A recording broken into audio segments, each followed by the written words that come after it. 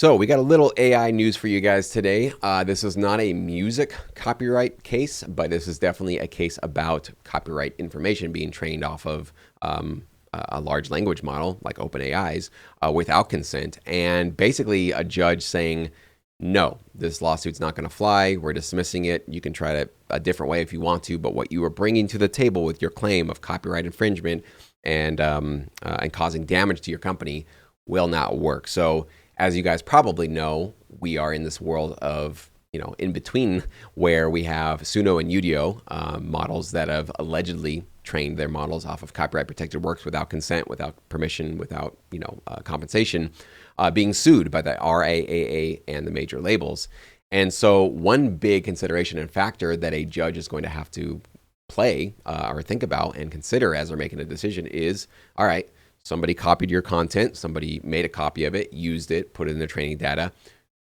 And what were the damages? What actually caused you harm for you to claim that there's some reason for them to stop doing this? Because if it's publicly available data and there's no harm to you at all, that's certainly going to play a factor in a decision. Okay, so let me just show you quickly, top level, what happened is. If you want to do a deep dive on this article, I'll put it in the description box. But basically the other day, a New York federal judge dismissed a lawsuit, against OpenAI, that claimed that it misused articles from the news outlets Raw Story and Alternate. So these two organizations basically sued them, saying that it misused articles and caused their company damage.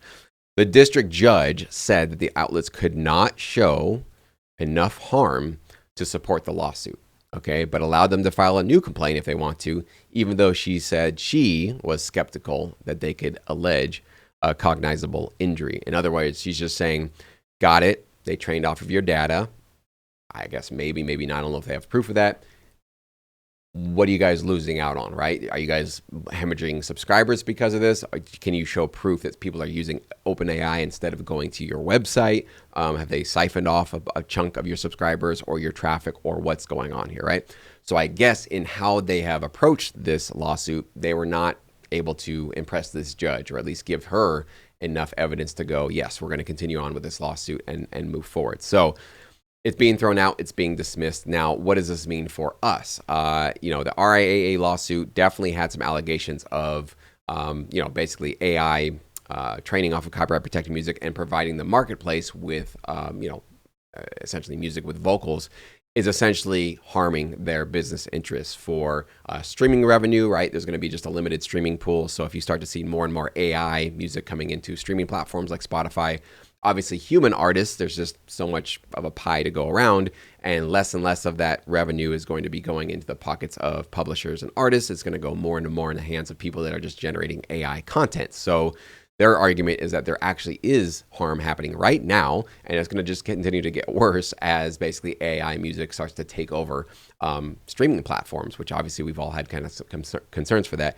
But they also made another interesting argument to say that samples and sampling copyrighted music will now be sort of affected by this, because up until AI music generators, if you wanted to go use a sample from a high quality piece of recording, you'd have to go pay, the copyright owner of that song to say, I want to use those vocals, I want to use that guitar, I want to use those drums, or whatever it is, right? A sample.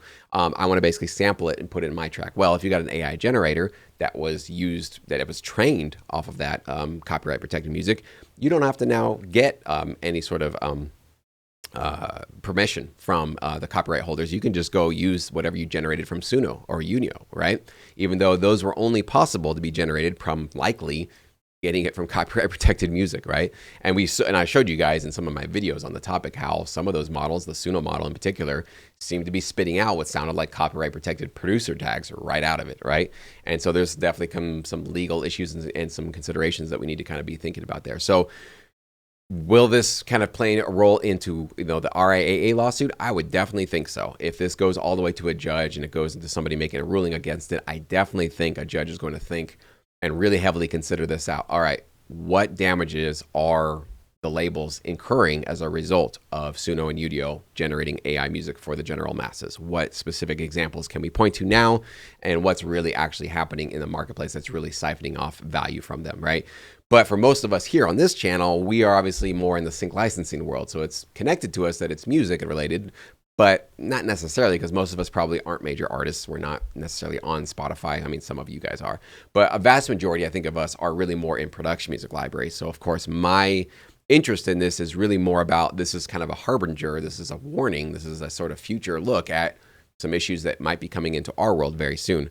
Now, I think in our situation, there's going to be a clear case of damages that we could probably, file and sue against if we needed to. Because imagine, my hypothetical scenario I've talked about many times, but a Synceo company gets started where they basically go train off of, let's say, Universal Music Group's production music catalog, which has over 1 million tracks, plenty of content, plenty of high quality music, probably could generate a pretty decent sounding model that can create production music on the fly, on demand. And that company goes into the TV film sync world and starts to go, hey, ABC, NBC, CNN, MTV, Disney, whoever, cancel all your contracts with Universal, cancel your contracts with Megatrax and Extreme Music. You don't need them anymore. You got us. We'll charge you 1/10 of what you're paying them.